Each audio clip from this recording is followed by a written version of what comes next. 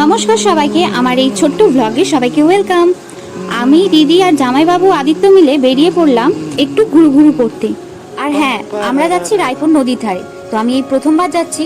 তো তোমাদের কাদের কাদের ঘোরা হয়ে গেছে অবশ্যই কমেন্টে জানাবে। চারিপাশ দেখতে দেখতে পৌঁছে গেলাম রায়পুর গঙ্গার ধারে। আর আমরা গিয়েছিলাম রবিবার বিকালবেলায়। সেই দিনকেও ভিড় ছিল অনেকটাই। এই ভিড়গুলোকে অতিক্রম করে পৌঁছে গেলাম ঘাটের দিকে। গিয়ে দেখি অনুষ্ঠানও হচ্ছিল আর কিছু দোকানও বসেছিল সেখানে। ওইখানে ঘুরে দেখার পর চলে গেলাম গঙ্গার জল নিতে। জলটা ভরিয়ে নেওয়ার পর কয়েকটা ফটো ভিডিও করে নিলাম। আর এখানে নৌকা চড়ারও ব্যবস্থা রয়েছে, অনেকেই চড়ছিল দেখলাম। আর এখানেই কিছুক্ষণ সময় কাটিয়ে নিলাম। আর চারিপাশটা ছিল ঠিক এই রকম। এই হলো রায়পুর গঙ্গাধারী মন্দির। এখানে অনেক ঠাকুর ছিল আর সেখানে প্রণাম করে বাচ্চাদের নৃত্য দেখে রওনা দিলাম বাড়ির দিকে।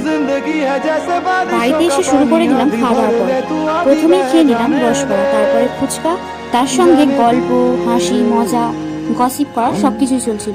আর তার মাঝে আমি এইভাবে খাচ্ছিলাম মিষ্টি দই দিয়ে ফুচকা। কার কার ভালো লাগে? আমার তো খুবই ভালো লাগে। আর এরম ভাবে খাচ্ছিলাম দেখে দিদা আমাকে একটু বকেও দিল। যাই হোক, তার মাঝখানে চলে গেল ইলেকট্রিক মোমবাতি জেলে ফুচকা বাটি হচ্ছে। সব খাওয়া দাওয়ার পর রাত্রেবেলা চপ আর মুড়ি খেয়ে শুয়ে পড়লাম। আজকের ভিডিওটা এতটাই, আশা করি ভালো লাগবে। ভালো লাগলে অবশ্যই একটা লাইক করে দেবেন। দেখা হবে পরের কোনো একটা ভিডিওতে।